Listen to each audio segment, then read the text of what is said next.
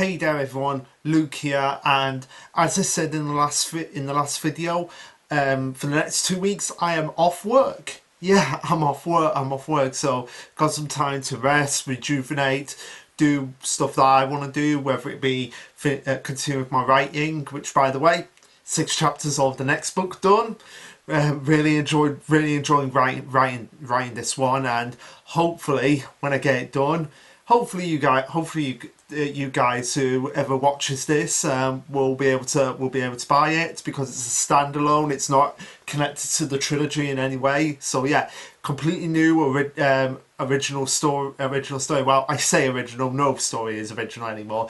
But yeah, so really enjoying that. Gonna be possibly, not entirely sure, maybe doing more watch-alongs in the Control Chaos Discord. So if you guys wanna watch some stuff with me, by all means come and join me, and we'll be doing that. And also as well, like I said, this week I'm going to be doing the Ryusui special of what's the difference between the anime and the manga, and also possibly doing the next chapters 2 and 3 of the Dr. Stone catch up. But yeah, so those are the announcements of the plans that I've got for the next couple of weeks coming up. Obviously doing the Mission Yozakura family reviews as well, but speaking of which, we might as well get into that.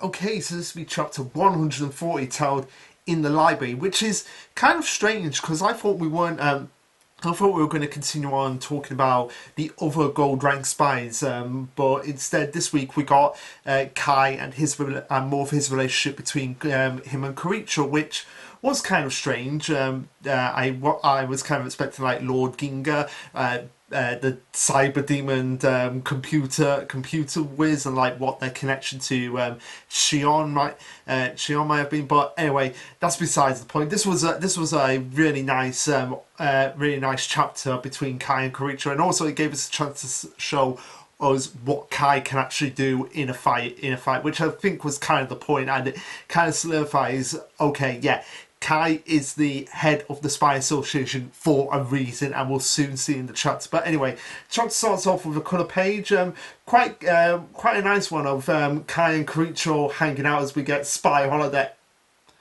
Oh my god, like Gondaira, I can't pronounce the author's last name to save my skin, but yeah, he must have been like, oh hey, this guy that refused Mission Yozakura family on the internet, he's on holiday, so yeah, I'll make it a spy holiday. And it's just like, oh my god, the timing of this couldn't have been any perfect. But yeah, seeing Koricho in casual clothes, yeah, I don't know how to feel about that. Like, seeing him as like the most casual of casual things ever, with Kai as they're eating not McDonald's.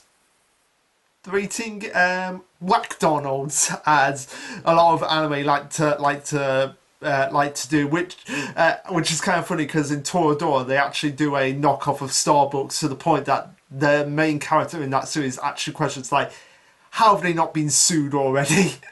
Which is kind of like what I always think of, like when we see McDonald's instead of McDonald's.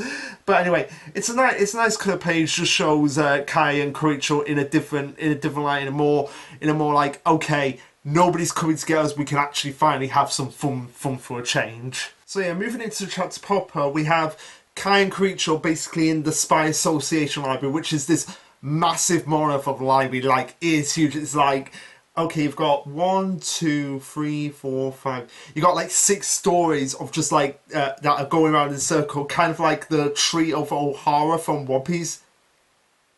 Quickly, you better make sure that this library is flame-proof so that nobody can burn it down.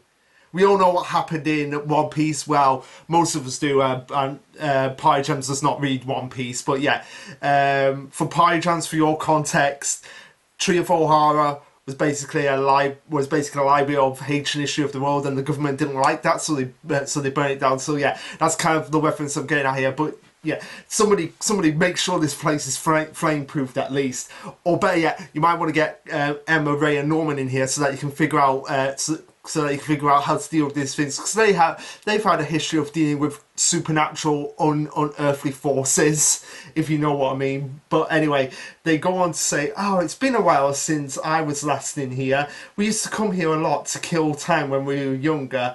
Yeah, look, they still have this book here too, so I like this, just this back and forth between Kai and Creature. It was a nice chapter, like, to get them to see, like, solidifying what their relationship is, of how they're besties, like childhood besties, but in a different way, if you know what I mean. And this will get more apparent as we're headed into the chapter. But yeah, it's kind of interesting how Kiricho, for once, is reminiscent on something that's nothing to do with Mutsumi. And again, it's kind of interesting how Tayo hasn't even been in the last couple of chapters. Have you guys, I don't know if that's kind of the thing that we're going off here, like we're not going to focus much on Tayo in this part of the story. We're going to focus more on the Gold Rank Spice, which I'm all for. I mean it's nice that we can have chapters where we don't focus on the main character, which I think a lot of authors are worried that, oh, the main character's not in the story all the time, the audience is gonna lose interest. That's kind of something that I wish had happened more in Dr. Stone, because yeah, we had the chapters with Suika alone in South America, but at the same time we still saw Senku. I would have preferred if we had a few chapters where we didn't focus on Senku, where Senku didn't show up at all. As opposed to be like, oh, we have to keep Senku in the story because it's his story. It's like, no, you can switch perspectives every once in a while to a different character. You don't have to be bound to Senku all the time. In the same way that One Piece is kind of like falls into that same trap as Control Chaos explained when they did their Chainsaw Man review this week. It's kind of like, yeah, a lot of the casual people are like, where's Luffy, where's the Straw Hats? And I think Inagaki was kind of worried about that. They'll be like, where's Senku, where's the Kingdom of Science? So, but yeah, sometimes it's best that the main character takes a back seat so that other characters can actually, like, hey, we're part of this story. It's not just the Tayo show, it's not just the Senku show. So let us have a moment to shine, and we're getting that with these other Gold Rank Spies, and I hope we continue this for let's say a couple more chapters before what happens at the end starts to happen. So yeah, continuing on, we have the book which is like the size of Les Miserables, the Bible, and the Lord of the Rings all slammed together. I'm not even kidding, that book is massive. That's got to be like about 2,000 pages at least. So anyway, it's called The Little Interstellar by author Spy Yandesen, which I feel like, yeah, this character is gonna play a part later on. Like, this is probably not going to be a throwaway guide, just to be like, oh hey, it's a book that Kai and Kiricho used to read when they were younger. No, I feel like it is going to be some relevance later on, if they're part of this new group that was mentioned in the last chapter. If this group is actually going to be the main focus after Momo, this person might actually be a part of them. We'll just never know. We're just gonna have to wait and see. But anyway, the story in a nutshell, it's a pony-age extra long story. Yeah, no bloody surprise, Kai, about the bittersweet love and spy adventures of the main character. You can't even count the hours they spent talking about it. Yeah, I'm not blooming surprised. This whole book could fill like an entire year's worth of Tekken 101 content, if you guys get that. But yeah, this entire book alone, one book, a year's worth of content, or 2 years, or even 3 years. It's just that massive. But yeah, it kind of brings them back to how they could never agree on how to interpret the ending though. So I love the fact that Kai and Kiricho were like, yeah, we enjoyed the story, but we have to be the critics. We have to be like the Annie-tuber, the Annie-Twitter wall on like, oh, how do you interpret this? No, your idea is wrong. No, your idea is wrong. And they got kicked out, and because they were arguing about it so much, they were basically like, we're gonna make a YouTube video, but we're gonna do it in a library, and we're gonna argue so much that we're gonna get kicked out, which is what they actually did. And as they start looking through the book, they're like, looking back, it's so obvious that the main character survived. Nope, she's totally dead. See, it's obvious, and they're going right back into that, which just makes it even more funny. It's like, we used to do this back when we were kids. Let's read the book. Oh yeah, we're gonna go right back into arguing about the ending, which I just love, because.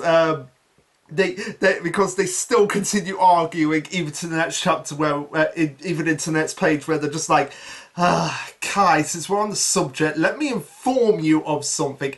And Kai's just like, Karicho, I've got something I need to enlighten you about. So it's like the two, it's like Twitter has come to life in the Yozakura universe here. It's just, and Kai and Karicho are basically like just two any Twitters or any YouTubers that just can't agree on anything, even though they're supposed to be besties. Kind of like how some of us can't agree with One Smart about how oh my god. Okay, Party Jams, if you're watching this, this is pretty much how you and Warren Smart argue over Undead Unluck every single, well, most weeks, and I just find it hilarious how we can all relate to this chapter, especially interpreting it, which was kind of like how when we were trying to interpret,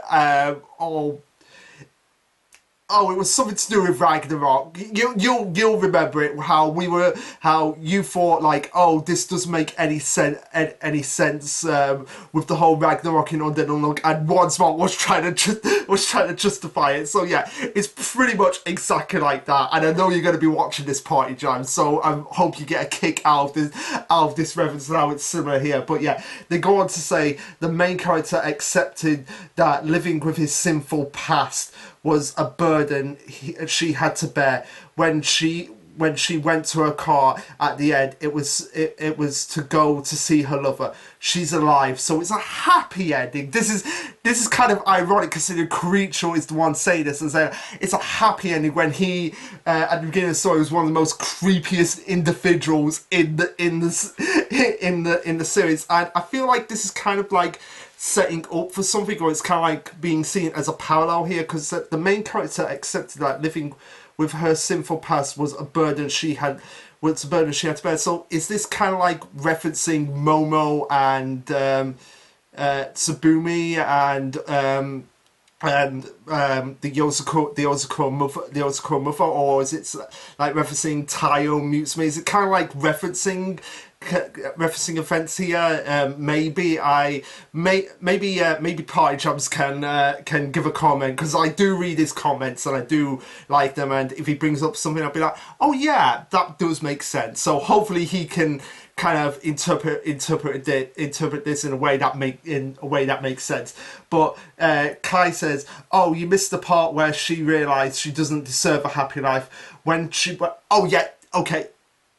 Yeah, this is probably referencing Momo. This is kind of like a whole entire reference to Momo, of like how Momo wants a happy life with his family, and they're like, yeah, you don't deserve a happy life after everything you have done. So yeah, this is Kai saying this, and when she went to the car, it was so cold. It was so she could drive off a cliff she used to dispose of. But yeah, pretty much Momo, and she dies. So it's a tragic ending, and then we have Koichi and Kai giving perfectly logistical facts, like Koichi saying, masterpieces don't have to kill off characters to be great, which is true, because Lord of the Rings is considered a masterpiece and that hardly kills off characters, in the same way that One Piece is considered a masterpiece and that hardly kills off characters. But Kai says, not every story has to be all flowers and rainbows with a happy, sappy ending either, which is true as well. If that was the case, then the story would be boring. And I feel like Kai is just a Fujimoto stan, whereas Koichi is just like an older size Tolkien stand. I just love the fact that Fujimoto's Kai's favourite manga is probably Chainsaw Man or just anything by Fujimoto, whereas Koichi would be more like an older stand.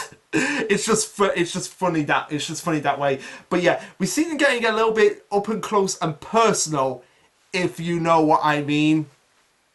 I mean, come on, I was gonna save this to be the thumbnail for the for the review, but there's a part coming up there's a part coming up later where I'm like, no, I have to use that one, and I'll show you guys when we get to it. But anyway, they as they're arguing, they kind of like sense something all around them, like, okay, yeah, they're here in this library, and their shouting was obviously a way to wake them up and be wary of them and spot them.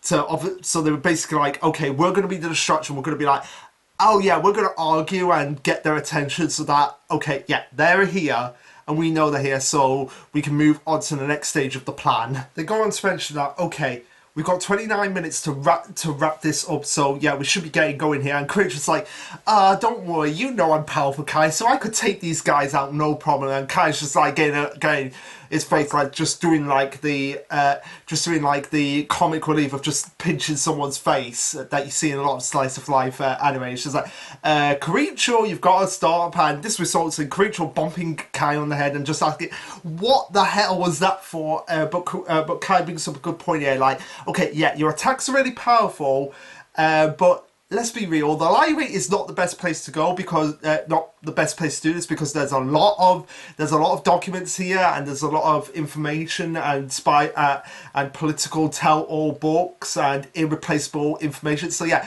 we kind of don't want to destroy this.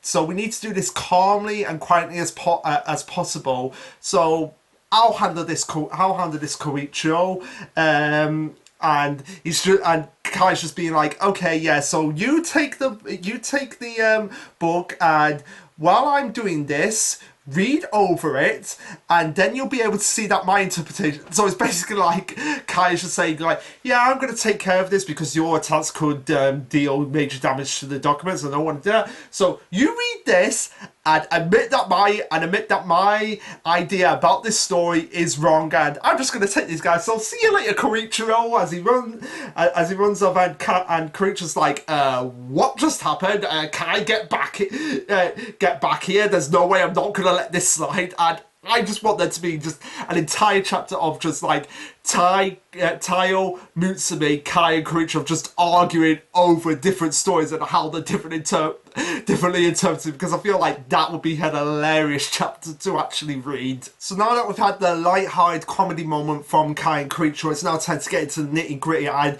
showcase exactly why Kai is the #1 spy and the leader of this organisation, as we see him passing various people who are various Sakura cherry blossoms that are disguised as people. He taps one on the shoulder, and as soon as he taps them, he's like, they start melting away. It's kind of like in Bleach, where a regular human got in contact with Aizen, who didn't have any Ryatsu, and he just like disintegrated. It's kind of the same thing that's happening here, which, yeah, that may think you might believe that Kai is actually trained, but I feel like at this point, no, he's not. There's nothing suspicious about him. The only suspicious thing about him is like, what is the actual relationship between him and Koichiro? Is it actually going to be feel like, yeah, they are in a relationship? Which, if that's the case, I would be absolutely for that. I really would. It would be really cool. It would be really cool because it would show. It would be like a good representation. Like, oh, great! We've got two characters in a same-sex version who are also the strongest characters in the series and are awesome, slick, and well precise, and could beat you if you looked at them funny. That would be crazy, and it would be welcoming, and I would be all for it. So anyway, continuing on, and yeah, this makes me believe that again, the fact that Kai has these abilities, especially as we move along, and how he's like able to genuinely see where the cells are in these books. So the fact that he can actually see these creatures on a cellular level makes me believe, like, yeah, Koichiro gave him some power. Like, there's no way Kai is being able to do all of this without the fact that Koichiro obviously gave him some power. And again, it goes back to my theory of the fact that, like I said, the head of the Yozakura family is the only one that can give the blooming that can actually evolve. But I feel like every one of the Yozakura siblings can give the blooming to someone. it's just not going to be on the same level as like Tiles, who can reach that next level. It's just going to be like, okay, you get the blooming and that's it. There's no like upgrade to it. I feel like that would make a lot of sense, because again, it just feels strange that it's just one out of all of them that gets the ability to, like, oh, you can transfer the blooming to someone else. Again, kind of limits the potential for people out there, especially when when people have a strong connection like Kai and Creature have. So I believe, like, yeah, it's not a case of like the head is the only one that can do it. It's more a case of like, okay, it has to be someone outside the family that you have a strong connection with and a strong bond with. And if that's the case, that will make so much sense why Kai is able to do all of this stuff, and why he was able to become the president as well, because he goes on to say, according to reports, they won't regenerate if you take out the cores. I can generally see where they're concealing their cores, and since they're plant-based, a quick slide along the ground takes care of that. So yeah, the fact that he can generally see it, like I said, it's questions like, how is he able to do this unless he does have a blooming? And it's like being able to detect things on a cellular level. Now, if people believe that is like a bit too far-fetched, remember, Kai and Tile have a similar backstory and a similar way of how they got indoctrinated into the Yozakura family. So yeah, it's not out of the realm of possibility that this is what is actually going on here. Kai has a blooming that Koricho gave him, and it's going to be revealed again, like I've been saying, that it's not just the head that can give it. The other members can give it out to people. It's just not going to be as powerful, which I'd be perfectly fine with.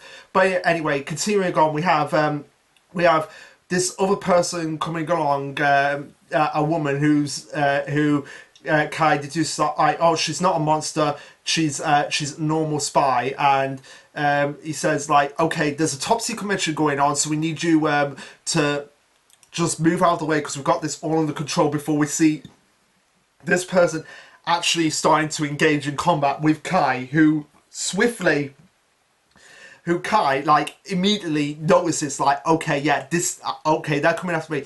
Swiftly goes and with a knife, and is able to block the gun and deal quite a blow to this individual, where he deduces, like, okay, yeah, this individual was actually being controlled. Like, they weren't a monster, but they were just being controlled like a parasite. As he goes on to say, like, oh, I get it now. They're parasites. They're probably hooked into their brains or nervous system to control them.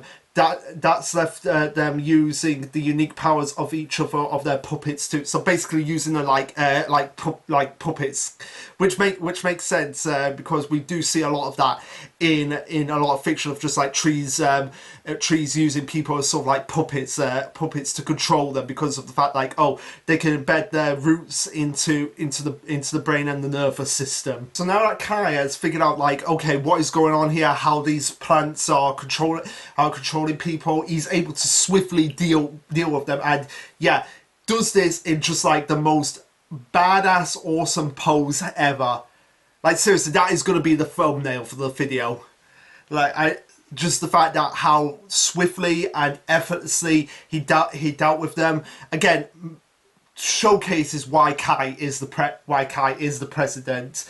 And now that he's cut off the nerves that were corrupting them and sliced them on the grain of their skin cells, and they barely breathe at all. But Koichiro's just like, well, aren't you merciful? One of the greatest sins a spy can commit is to be a burden. And Kai, as we see, Koichiro has just rounded up all of these sakura blossoms, and Kai's just like, oh, you could have hung around and waited. And he says, oh, and we get back to the actual book itself with Koichiro saying, like, oh, reread won't change my my correct opinion. I had to kill Tat. So it's just like Koichiro was just like reading the book. It's like, no, I'm still right, so I'm going to go and do the clean up from what Kai's been doing. And he says, we've checked nearly every other sector, but still no sign of a bomb. That means this last lump of them must be carrying it. That's the end of this farce. Let's dispose of this annoyance and get back to discussing more important matters. And guys like you're on. So they're like, okay, yeah, we're gonna deal with this, and then once we do that, we're still gonna argue about who's right and who's wrong about the opinion of this book. I just love the fact that throughout this chapter, they've been like, yeah, we're so cool, we could take care of them, so we might as well just argue over a book that we argued about when we were children. But then we have Momo in the background saying, I bet they found out about it now. Good, it's time to begin. And that's where we end the chapter. So, pretty fun chapter, which ends on a big cliffhanger of Momo being like, oh, you thought it was over, but the worst is yet to come, which I believe the case is the fact that none of them had the bombs, and this was all an elaborate distraction, and the bombs are somewhere else in the city. Whether they're at another location that we visited before, or maybe if they're at the Yozakura family mansion. Oh my god. Oh my god, if that's the case, then half the Yozakuras are in danger. Like, if the bombs have not been planted here, but they've been planted at the Yozakura family, and it's all just been an elaborate distraction. Oh my god, if that happens, Momo, that's just a level of like, oh, clever, you clever, sneaky bastard, Momo.